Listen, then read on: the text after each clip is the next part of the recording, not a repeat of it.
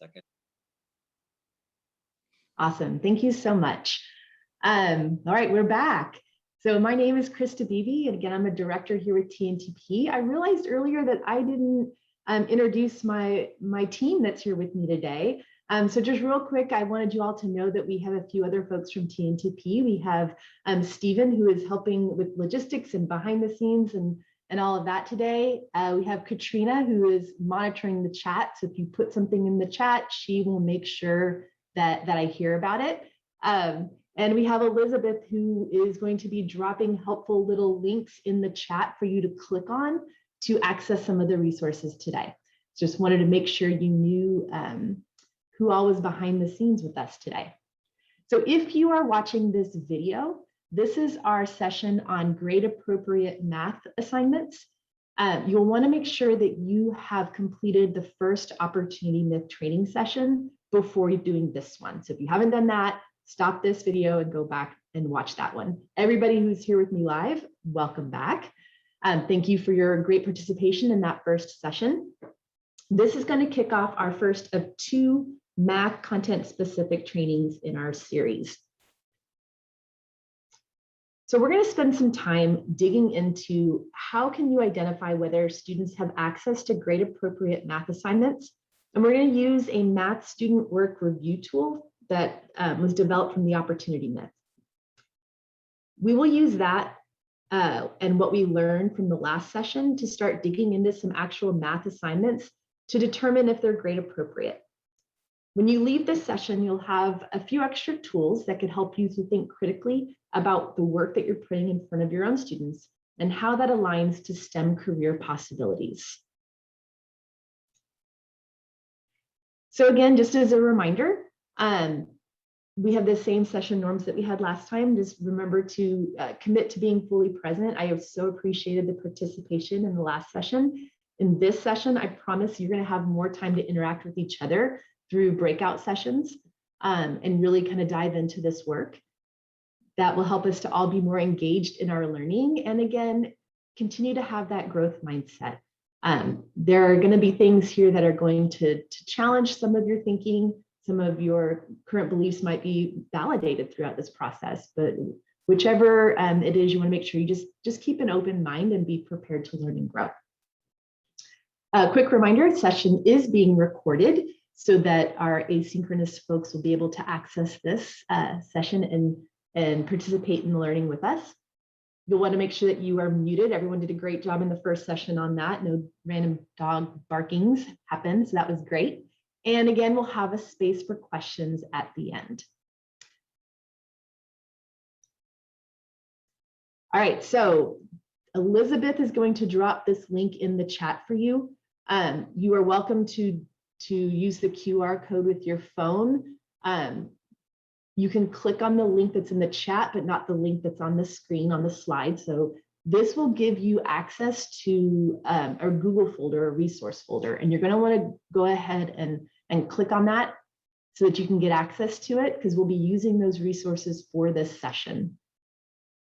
There will be 2 there. So if you want to go ahead and open that up right now, it would be great if somebody kind of gave me a thumbs up either with their Zoom reactions or an actual physical thumbs up if they were able to access it. And that way we'll know that it worked for folks. Good, thank you, Jack, I saw that. We give people a minute just to access that folder. Hey, Krista, I just wanted to, I popped both of the links in there. The first one's actually for the next session. So the one at the bottom from 2:04 p.m. is the correct one for grade appropriate assignments. So apologies for the confusion. If you have them both open, you'll use now and then later. You ready? Yep, no problem. Yes, you're gonna want the ones that have the grade appropriate assignments folder. That's the one you'll want for this session. But now you're prepared for the next one too. All right. If you're having trouble accessing that, you can send a chat message to Elizabeth and she can help you gain access to those. So in our last session together, we shared the 4 key resources that influence a student's school experience and outcomes. For this session, we're going to focus on that first one, grade appropriate assignments, specifically in the area of math.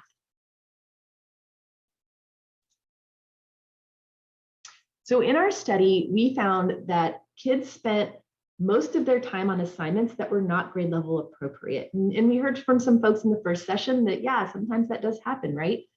But we also know that giving kids access to grade appropriate assignment leads to a lot of growth, especially for kids who start the year behind. So this is super important, but also challenging to do. So let's see what this could look like.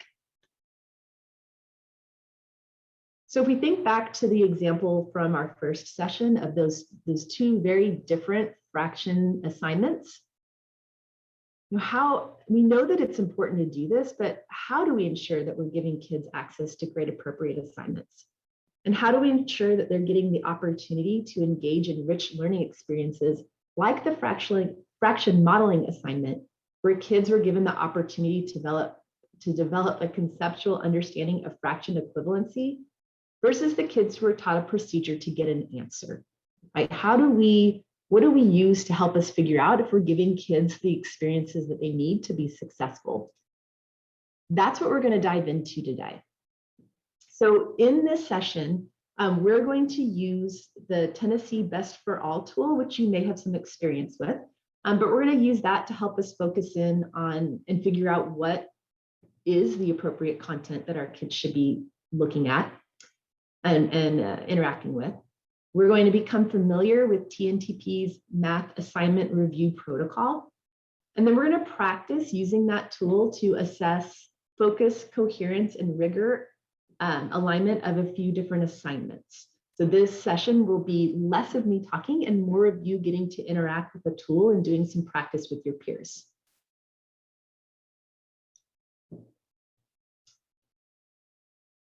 So throughout the session, we're going to focus on our learning on how to ensure that the content we put in front of kids is grade appropriate. We're going to use this tool, the TNTP's Math Assignment Review Protocol, to help us figure that out. So Elizabeth shared the link with you earlier on that should have given you access to a folder that has this tool. So I'm going to give you about 3 minutes to access this tool and just kind of read over it. Feel free to jot down any questions or make notes of things that you notice or wonder about the tool. Just so you know, for today's training, we're really focusing on that content section of the tool, and we'll focus on the other two with your administrative teams in July. But feel free to check out the whole tool in its entirety. So I'm going to pause and give you guys about 3 minutes to pull up the tool and just kind of explore and see what you notice and wonder about it.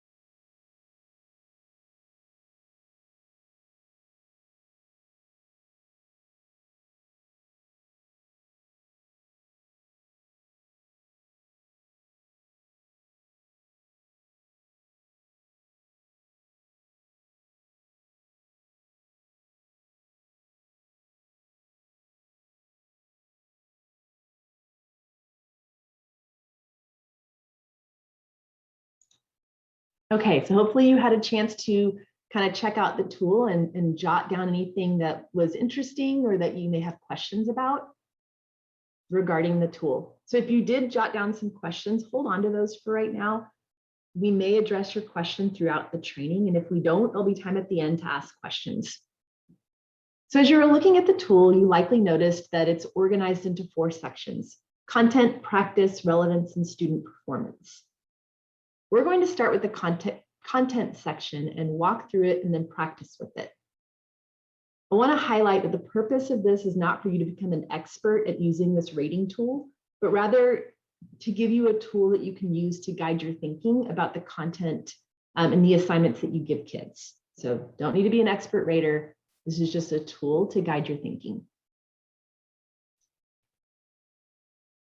So at the very top of this tool, the first question that it asks is, does the assignment focus on 1 or more grade level mathematics standards? So that's kind of where you start. So first you have to determine which Tennessee standard the assignment focuses on, or maybe the assignment is labeled with a standard and you just want to make sure that it really does address that standard.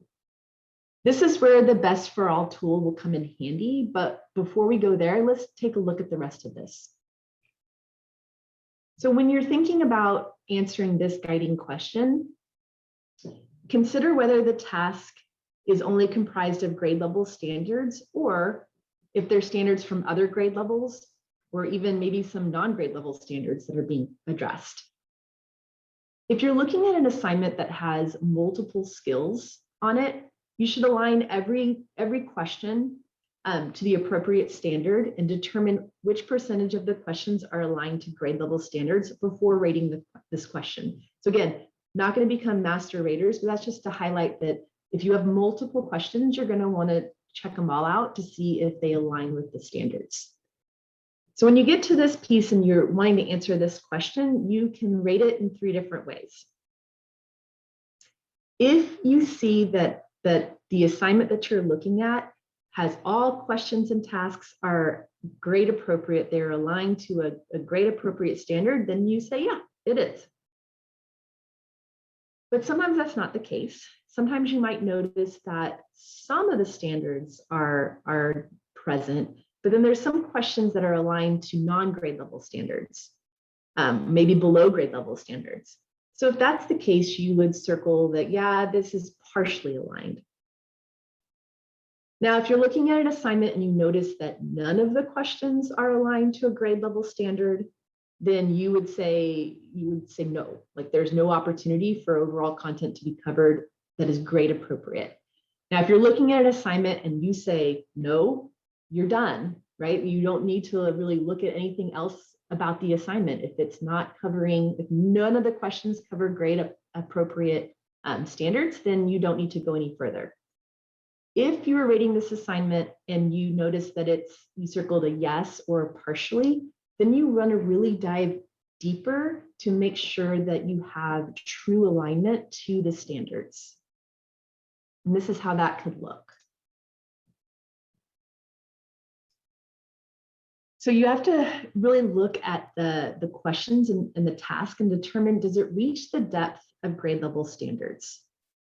So for math, this is defined by the 3 shifts in instruction required to support students with mastering the skills in the Tennessee math standards. So we're going to look at focus, coherence, and rigor. I'll talk a little bit about each of these, and then we'll get to see it in action. So if you're trying to figure out if the assignment is aligned to the focus of the standards, you want to look at, or you want to notice, does the assignment include grade appropriate numbers or number types and representations? So like, for example, some standards give you specific number types. In 6th grade, there's a standard that asks kids to find volumes with fractional side lengths. So you want to make sure that the assignment that you're looking at has fractional side lengths, right? But sometimes not all standards will specify a certain type of number that should be used. And if that's the case, then you want to look across grade level standards to see what type of numbers are appropriate. You may even be looking at standards below your grade level so you know what kids are coming in with. Some standards also have specific representations that they specify in the standard. Like they may mention number sentences or equations involving symbolic representations. If the standard does not specify a representation, you don't have to worry. You just kind of skip over that piece, but you just want to make sure that if a representation is named in the standard, check, does the assignment cover that? Something else to consider when you're looking at the focus piece of this is you want to see, does this assignment allow students to focus on the big idea or the major work of that task? Or does it offer too many scaffolds and take the focus off of the thinking of the assignment? Or does the assignment have an emphasis on too many skills and feel scattered? So those are some questions that you want to ask yourself when you're considering, does the assignment match the focus and the big ideas of the standards? Another aspect you want to consider is coherence. So when we're thinking about coherence, we can think about it a couple different ways. So we can think about it as, like, let's say you have an assignment that has multiple standards that are addressed. Like, are there clear, coherent connections between those standards? Is there a purpose for them all being on that assignment? Or is it not coherent and leads to confusion, right? If there's not multiple standards addressed on an assignment, you can also consider whether or not this content supports or aligns to the major supporting or additional work of the grade. Because, you know, in your standards, not all standards are emphasized equally, right? Some content requires greater emphasis based on depth of ideas, the time it takes to master, and or the relative importance to future mathematics or the demands of college and career readiness. So when we're thinking about coherence, we're looking for, does it make sense in the flow of grade level standards? Does it align to major work of the grade level? How does it fit between what they learned in the past and what they're going to learn? Just making sure that there's a coherent connection. The last piece that we're going to look at is rigor. And I'm actually going to dive a little bit deeper into that one. When we think about rigor, it can be defined different ways. So we want to make sure we have a common definition. When we say rigor, we're thinking about the conceptual understanding, procedural skill and fluency, and application of the standard. So different standards have different levels of rigor. And many times we can think of this as a three-legged stool, right? Each of those being one leg of the stool. They all are critical, and they represent areas that need to be addressed for kids to be able to reach the depth of learning that is expected by the standard. But what we see sometimes is that assignments default to practicing procedural skill and fluency at the expense of conceptual understanding and application. So again, if we go back to that fraction assignment with the third graders, you saw that one assignment focused on the development of conceptual understanding and the other was on more of a procedural skill. The standard in third grade is all about conceptual understanding. So that assignment aligns to the rigor and demands of the standard where the other one would not. So those are things to consider when you're looking for rigor. When you're rating an assignment, you're looking to see that it's aligned between the rigor of the assignment and the rigor demands of the standards. You want them to be matched. So that's what you're looking for when you are focused on rigor. So those are the three strands that we're really going to focus on. First, does the assignment address a grade level standard? If it does it hit the focus, coherence, and rigor that the standard demands? If you can answer yes to those, then you can feel pretty good about the work that you're putting in front of kids. Now, to do this work, you're going to need a few tools handy. So you'll want to have your Tennessee math standards. Those you can have those in different formats. We're going to use the Best for All tool today because it's searchable and is helpful in this work. That tool also has an instructional focus document that will help us to determine the level of rigor that the standard demands. And then the standards for mathematical practice are always a good thing to have on hand, although today we're not going to be focusing on that piece on the rating tool. But if you were going to use the whole tool, you would want to have those handy. So I'm going to do a quick demonstration of how you can use that best for all tool to help you rate the focus, coherence, and rigor of an assignment. So we're going to get fancy here. So I'm going to make sure that this works. We're going to take a look at this assignment on the screen. This is a 6th grade assignment. And I'm going to use some of these guiding questions from focus, coherence, and rigor to determine if this is something I should put in front of my kids or not. So if I'm the 6th grade teacher and I'm planning for next week's instruction, I know we're getting ready to study area. And so I pull out this worksheet that a colleague gave me to use. Look at it, and I'm kind of wondering if it's grade level appropriate for my 6th graders. So I'm going to use the student review tool to help me figure that out. So the first thing I need to do is I need to determine the standard that the worksheet is covering. So for me, I already know it was labeled on my paper, so I know that this is what the standard is. If you don't know what it is, then there's a quick and easy way to search for that. So, oops, hold on, y'all. Okay, let's see if we do this. Okay, Priscilla, I can see you. Can you see this new screen on here? If you can, give me the, oh, thank you. Excellent. All right, so this is the best for all tool for your Tennessee standards. This is going to be linked in a document that you'll have access to in just a minute. If you've used this tool, great. If you've never used this tool, that's okay. It's pretty simple to navigate. So if I go here and I want to know, I'm starting my 6th grade unit on area. What is my standard for that? And I want to know, what does it look like before me? So to do that, I can go to these handy drop downs, go to my math standards.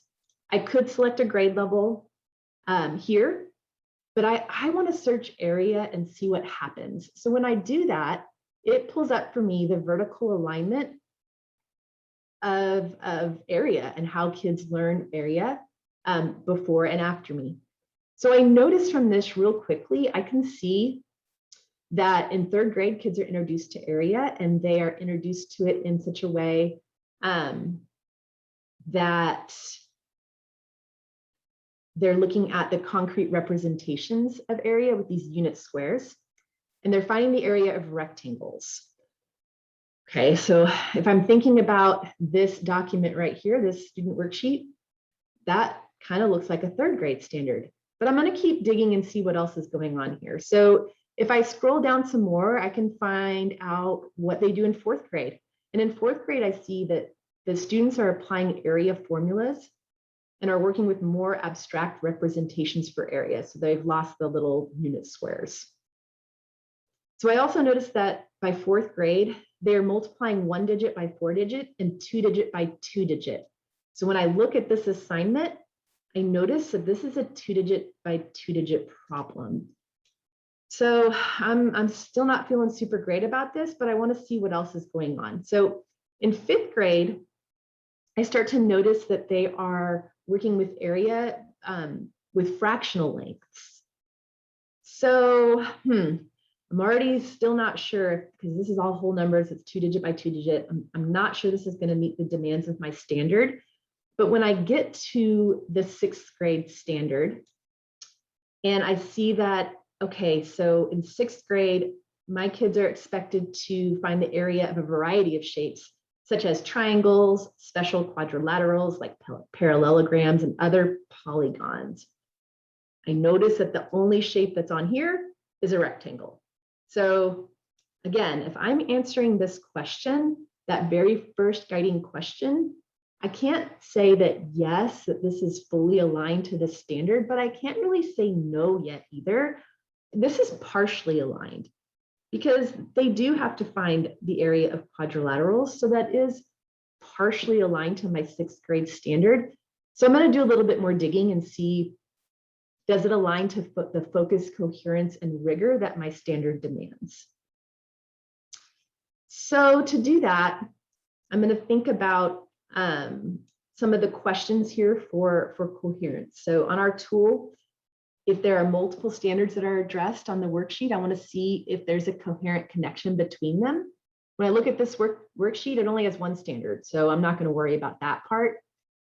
And if I think about how it fits in the vertical scope, well, I already used this tool to determine that it's really more aligned to 3rd or 4th grade. It doesn't quite build up to the 6th grade content yet. So, you know, for the coherent connection for a 6th grader is not really there.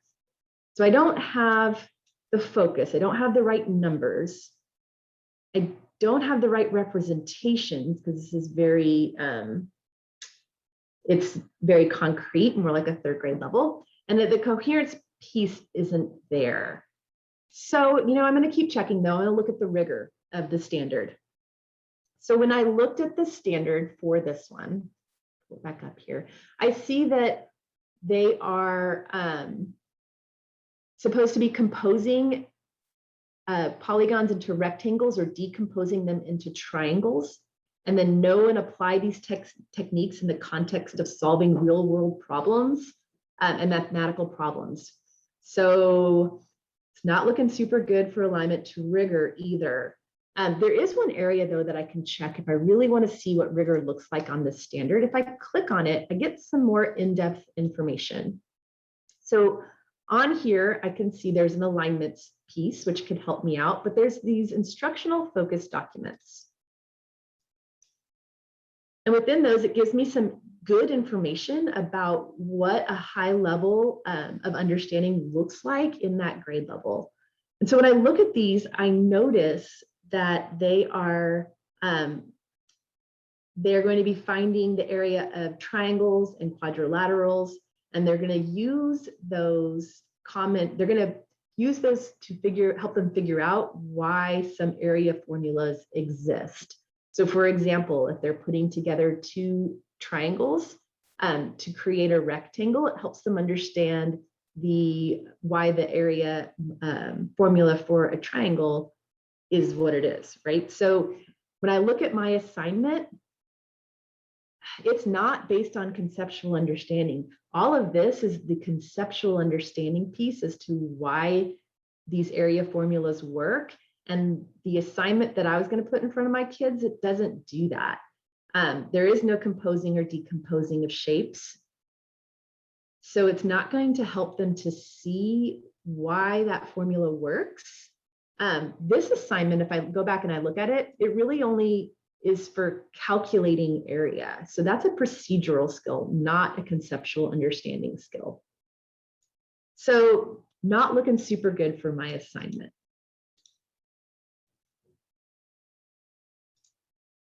So if I go back to my tool, I can say that, well, it's like partially aligned because it is about area, but it does not, there's no evidence to support that it aligns to the focus, coherence, and rigor of the standard.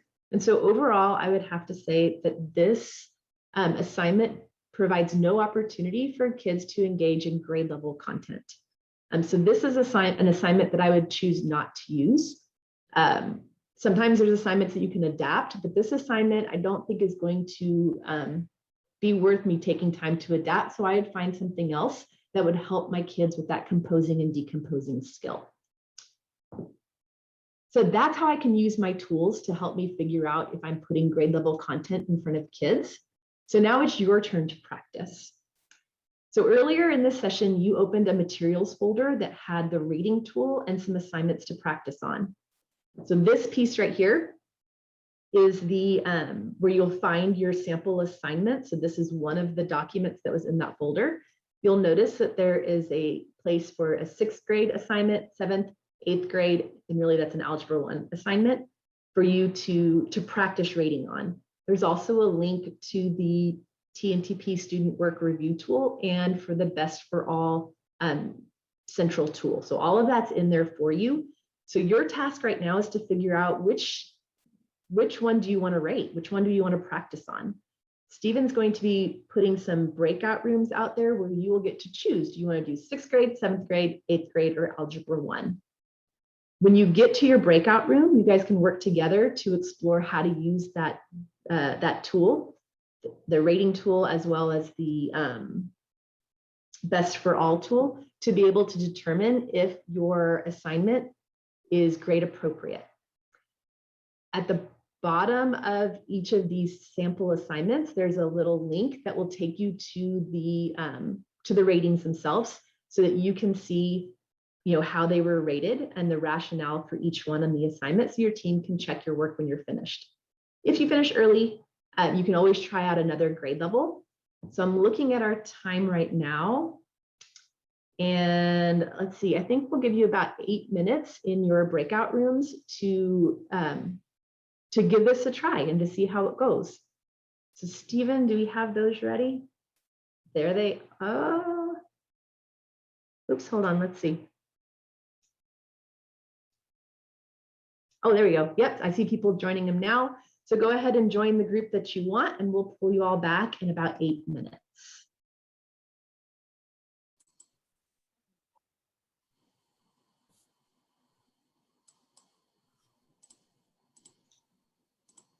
Okay, so it looks like people are magically reappearing back in our main session. So welcome back.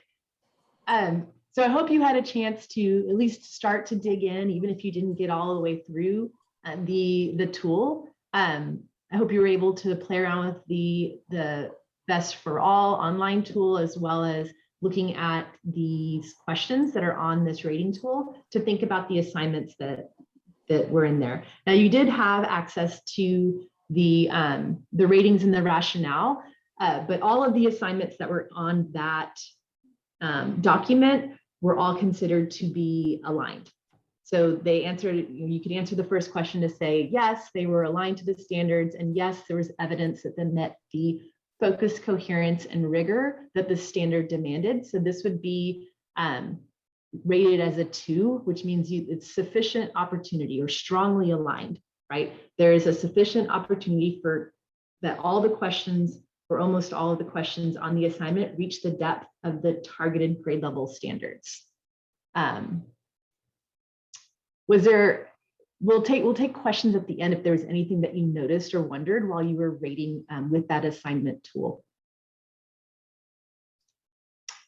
So before we get to that, let's just take a minute to reflect on our bigger purpose here. So we are here to engage in this STEM.LD program to make sure that kids have options and strong pathways to STEM careers. So when you think about that goal, how does the work that we just engaged in, how does that connect to what we're trying to do with STEM.LD? I'll let you think for a minute, and then if you'd like to type something in the chat as a reflection, you could do that. You are also welcome to unmute and share.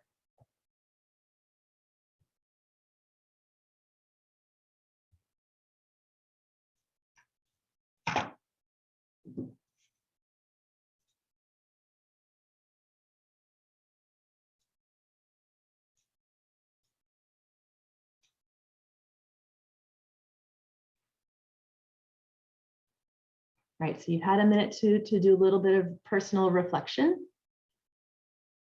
If you'd like to submit a reflection via chat, you can do that. I'd also love to hear from you if you'd like to unmute and quickly share some reflections on how this connects to the larger work of STEM.LD.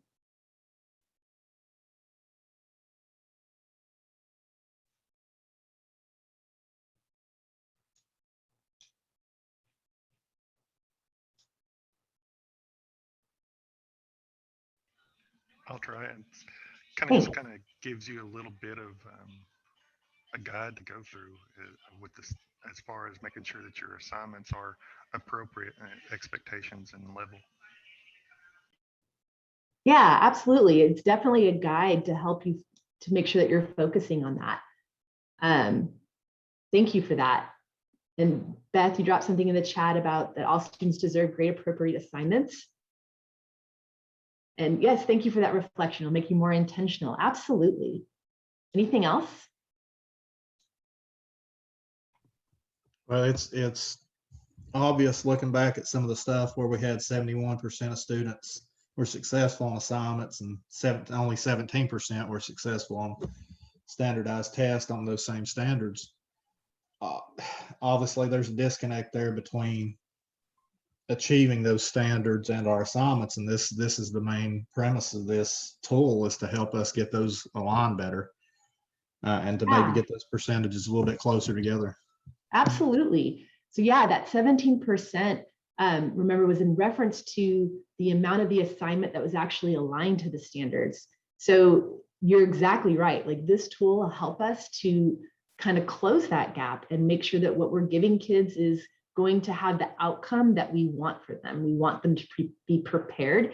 And when I think about STEM specifically, you know, I know that math and science are super important. If kids want to have a STEM career pathway, they need strong math and science experiences. And this is one tool that will help us ensure that the time that kids are spending in our classes on assignments is worthwhile and is going to push them forward towards that goal of being able to discover that career pathway in STEM.